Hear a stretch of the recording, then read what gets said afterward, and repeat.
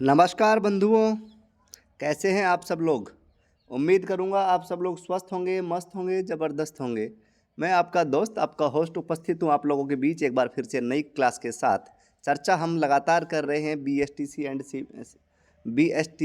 And PTET exam को लेकर। बहुत जल्द दोनों एग्ज़ाम अगले नेक्स्ट मंथ होने वाले हैं। तो जो भी साथी सिलेक्शन चाहता है, एडमिशन चाहता है अच्छे कॉलेज में, वो साथी क्लास को ज़रूर ज्वाइन करे, साथ ही चैनल को सब्सक्राइब करें। शुरुआत करते हैं आज के इस सेशन की। सवाल नंबर 1 आपकी स्क्रीन पर रहा। राजस्थान के संलग्न जिले हैं।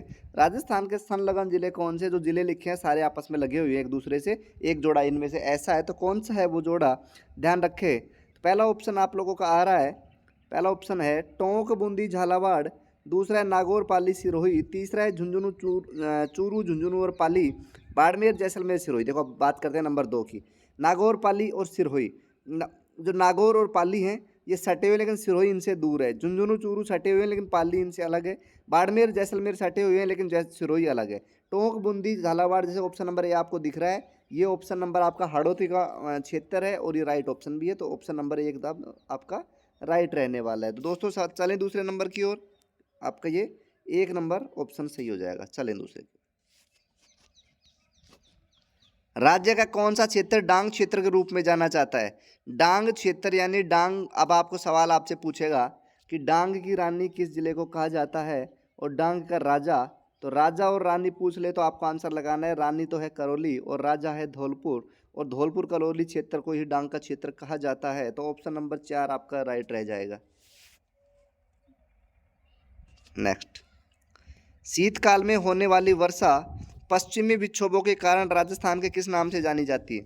शीतकाल में होने वाली वर्षा पश्चिमी विक्षोभों के कारण राजस्थान में किस नाम से जानी जाती है? तो ध्यान रखें, बारिश के अंदर जो हल्की बारिश हो सर्दी के अंदर जो हल्की बारिश होती है वो कहलाती है मावठ। क्या कहलाती है आप लोगों की? मावठ। चलें आगे। जवारी क्या है? जवारी पूछा है क्या है? आदिवासियों का धार्मिक अनुष्ठान, दूल्हे द्वारा किया जाने वाला अभिवादन, महिलाओं का एक आभूषण, या राजमहल के आगे का चौक। तो दूल्हा जब शादी में आता है तो अभिवादन, हाथ जोड़कर जो अभिवादन करता है वो आपका कहलाता है जंवारी। कौन सी नदी सांबर झील में गिरती है? ये पूछा गया कि कौन सी नदी, सांबर झील है जयपुर अजमेर नागौर तीनों सीमा में, कौन सी नदी उसमें जाकर गिरती है? मेंथा, बांदी, कांतली। तो कांतली आपके अंतः प्रवाह की नदी है जो नीम का थाना जिले में है। उसके अलावा दोस्तों बात करें कि इसका राइट आंसर रहेगा आपका मेंथा। नोट कर लें, मेंथा is the right answer. Morija Banol क्षेत्र में कौन सा खनिज प्राप्त होता है? मोरिजा बानोल जो क्षेत्र है आप लोगों का, क्या टंगस्टन? टंगस्टन दोस्तों मिलता है किसमें? टंगस्टन मिलेगा आप लोगों का डेगाना नागौर में। मैग्नीज की बात करें दक्षिणी राजस्थान, जस्ते की बात करेंगे तो आपके अलग अलग क्षेत्र में जस्ता मिलता है, लेकिन मोरिज बानोल जो आपका है ये आपका मिलेगा लोह अयस्क। क्या मिलेगा? लोह अयस्क।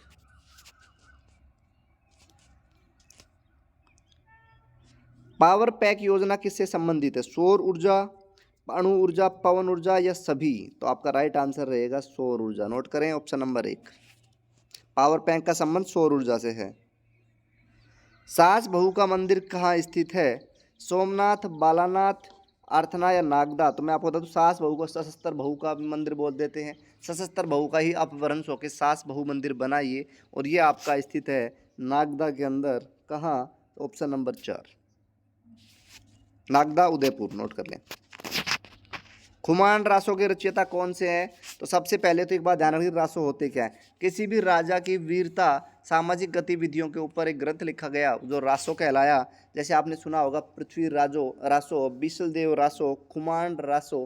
तो खुमान रासो के रचयिता कौन है? नल सिंह, नरपति नलय, दलपत विजय या सज्जन सिंह? तो बताइए दोस्तों, राइट आंसर जो आप लोगों का रहने वाला है वो रहने वाला है ऑप्शन नंबर 3 यानी कि दलपत विजय। दलपत विजय इज द राइट आंसर। नरपति नाले ने भी एक रासो लिखा। आप लोग कमेंट बॉक्स में कमेंट करें कि कौन सा रासो लिखा। उत्तर तोताद्री और मंकी वैली के नाम से प्रसिद्ध स्थान कौन सा है, या प्रसिद्ध तीर्थ स्थान कौन सा है? तो आपकी मंकी वैली आपसे पूछ ले या उत्तर तोताद्री पूछ ले तो आप लगा देंगे गलताजी जयपुर। आगे चलें। 71, निम्न में से वह शिलालेख जिसमें मंदिरों में स्त्रियों का प्रवेश निषेध बताया गया है। निम्न में से वह शिलालेख जिसमें मंदिरों में स्त्रियों का प्रवेश निषेध बताया गया है, बताइए कौन सा वो शिलालेख है? जिसमें कहा गया है कि स्त्रियां मंदिर में प्रवेश नहीं करेंगी। तो चार ऑप्शन है, सांभोली शिलालेख, चीरवा शिलालेख, चित्तौड़ शिलालेख और साथ में बरनाला शिलालेख। तो आंसर बताइए दोस्तों। मैं बता देता हूँ, ऑप्शन नंबर 3 आपका राइट रहने वाला है, चित्तौड़ शिलालेख। 72, बीकानेर की किस हवेली को सबसे प्राचीन हवेली का गौरव प्राप्त है? बीकानेर की किस हवेली को सबसे प्राचीन हवेली का गौरव प्राप्त है? तो मैं आपको बता दूं, बच्छावतों की हवेली, रामपुरिया की हवेली, सुराणों की हवेली या फिर मेहता की हवेली। बताइए दोस्तों, राइट आंसर कौन सा रहने वाला है? तो राइट आंसर आपका है कि गुरुजी राइट आंसर रहने वाला है रामपुरिया की हवेली। बीकानेर की सबसे प्राचीन हवेली की बात करी जाएगी तो रामपुरिया हवेली। और लेकिन सवाल नंबर ये आपका जो मैंने बड़ा बताया है, ये बड़ा इंपॉर्टेंट है, ध्यान रखें, ये एग्जाम में छपेगा। ये इसको मैंने स्टार नहीं किया, लेकिन अभी स्टार कर रहा हूँ दोस्तों। ध्यान रखें, ये एग्जाम पूछा जाएगा किस शिलालेख में कहा गया है कि जो महिलाएं हैं मंदिरों में प्रवेश नहीं करेंगी। उसके बाद ये हो गया रामपुरिया की हवेली सबसे पुरानी बीकानेर की। अब आता है संगमरमर किसका परिवर्तित रूप है? ग्रेनाइट का, बालूका का, सैल का या चूना पत्थर का? बताइए। तो संगमरमर जो आपका है चूना पत्थर का परिवर्तित रूप है। राज्य की प्रथम नहर परियोजना गंग नहर परियोजना का निर्माण महाराजा गंगा सिंह ने कब करवाया? महाराजा गंगा सिंह ने प्रथम नहर परियोजना का निर्माण कब करवाया? 74 का राइट आंसर रहने वाला है option number 4, 1927। 1927 is the right answer. Luni नदी का विलय कब होता है या कहाँ होता है?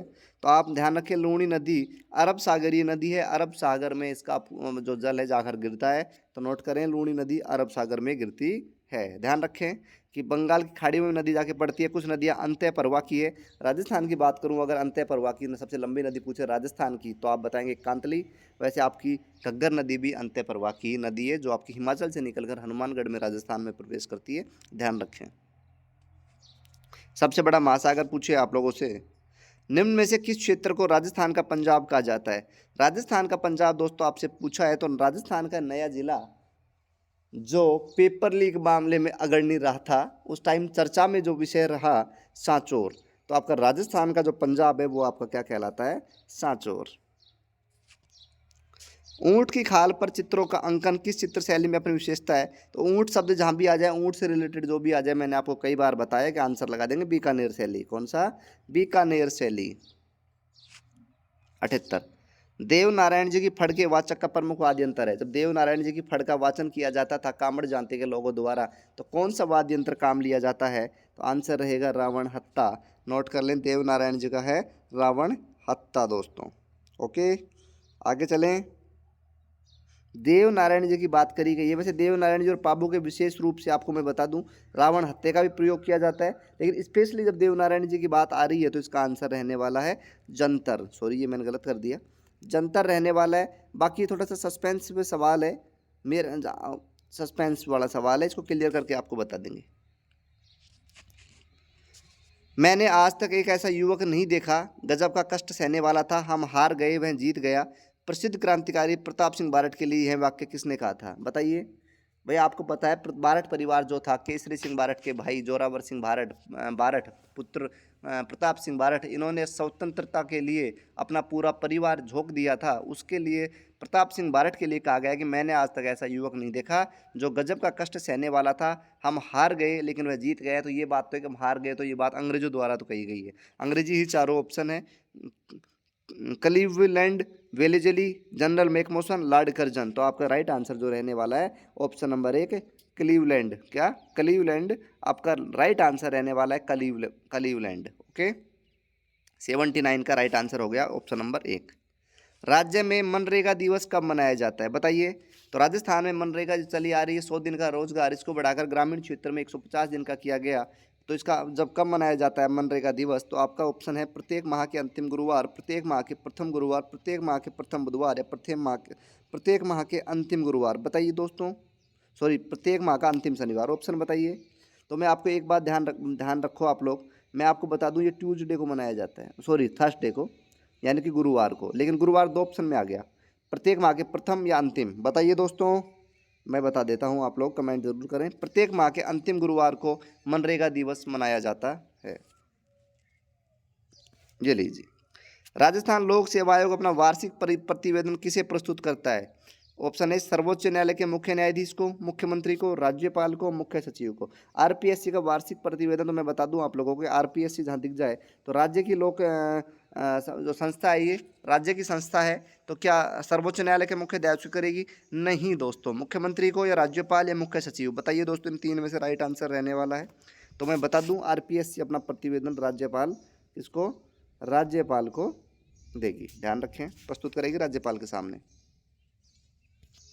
ये लीजिए आगे, राजस्थान पंचायती राज अधिनियम 1994 में कुल कितनी धाराएं थी? बताइए, राजस्थान पंचायती राज अधिनियम 1994 में धाराओं की संख्या कितनी थी? बताइए दोस्तों। तो आपका जो राइट आंसर रहेगा 124 नोट कर लें। राजस्थान पंचायती राज अधिनियम 1994 में कुल कितनी धाराएं थी? 194। दोस्तों चलते हैं आगे की ओर। इसका 124 राइट है, राइट 124। अब 83 के नंबर सवाल, क्वेश्चन नंबर 83। चोकला या शेखावाटी भेड़ की नस्ल जो अच्छी ऊन प्रदान करने के लिए कारण भारतीय मैरिनो कहलाई, यह अन्य किस नाम से जानी जाती है? तो पूछा गया है चोकला का अन्य नाम। बताइए दोस्तों, चोकला का अन्य नाम पूछा गया है। तो आपका अन्य नाम आपसे पूछा गया है, घबराएंगे नहीं, आंसर दे देंगे आसानी से, कोई दिक्कत नहीं है। तो पहला जो इसका उत्तर रहने वाला है मैं आपको बता दूं कि चोकला का दूसरा नाम है छापर। क्या नाम है? छापर। राजस्थान की मीरा गौरीबाई को क्या कहा जाता है? राजस्थान की मीरा गौरीबाई को कहा जाता है। तो राजस्थान 98 की राधा किसे कहा जाता है? राजस्थान 98 की राधा किसे कहा जाता है? मीरा, राजस्थान की मीरा कहा गया गौरीबाई को, वागड़ की मीरा राजस्थान की मीरा। और राजस्थान की दूसरी मीरा पूछे तो रानाबाई जो हरनावा नागौर की थी। अब पूछा है राजस्थान 98 की राधा किसे कहा गया है? तो ये बात करें दोस्तों, इसका जो राइट आंसर रहेगा राजस्थान की राधा पूछा है, 98 का थोड़ा सा गलत लिखा है, राजस्थान की राधा पूछा है। तो आप राजस्थान की राधा की बात करेंगे तो मीराबाई की हम बात कर लेंगे, मेवाड़ की बहू थी जो मीराबाई।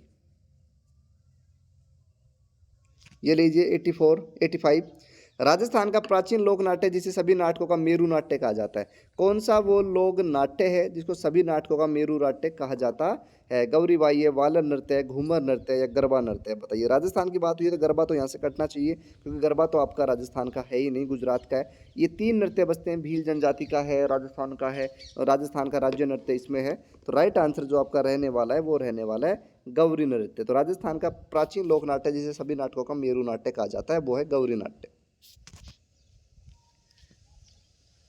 बनास भूजल संरक्षण योजना राज्य के किन जिलों में क्रियान्वित की गई?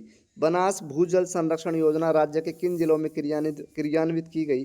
4 ऑप्शन हैं, जयपुर, सवाईमाधोपुर, टोंक, दौसा, जयपुर, जोधपुर, उदयपुर, दौसा, उदयपुर, चित्तौड़, बांसवाड़ा, डूंगरपुर, अजमेर, टोंक, भीलवाड़ा और नागौर आप लोगों का। तो राइट आंसर बताइए दोस्तों। राइट आंसर जो आपका रहने वाला है भूजल संरक्षण योजना, जो आपकी जयपुर, सवाईमाधोपुर, टोंक, दौसा में, ध्यान रखें, अभी अलवर में नहीं है, ये ध्यान रखें।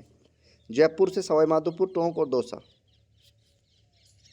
पवन ऊर्जा की सर्वाधिक संभावना राज्य के किस जिले में है? तो आपको मैंने एक बार पहले भी बताया था कि पवन ऊर्जा आपको रेगिस्तान के क्षेत्र में काम करेगी, पवन ऊर्जा, और ये संयंत्र लगा है रेगिस्तान जैसलमेर में पहला भी।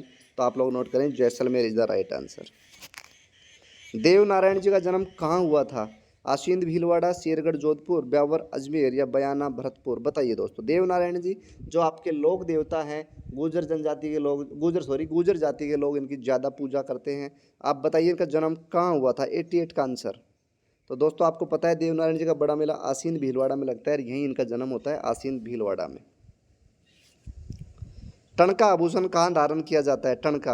टणका पूछा गया है आप लोग का, महिलाओं से संबंधित पूछ लिया गया है। तो टणका आपको वैसे सुनते हो, आपका टणका कहाँ है? पैर के अंदर, तो ये भी आपका कहाँ हो जाएगा? पैर में। भारत का सबसे सूखा भाग है मध्य प्रदेश, पश्चिमी राजस्थान, गुजरात और जम्मू और कश्मीर? बताइए। तो राजस्थान का सबसे सूखा, राजस्थान की बात करें तो आपका रेगिस्तान जो पश्चिमी क्षेत्र में है, और इसका राइट आंसर भी क्या रहेगा? पश्चिमी राजस्थान। तो नोट करें दोस्तों।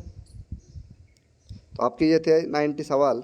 उम्मीद है आप सब लोगों को क्लास पसंद आई होगी। क्लास पसंद आई तो वीडियो को लाइक, शेयर, कमेंट, साथ ही चैनल को सब्सक्राइब करें दोस्तों। मिलेंगे नई क्लास में नए जोश के साथ, जब तक खुश रहें, स्वस्थ रहें।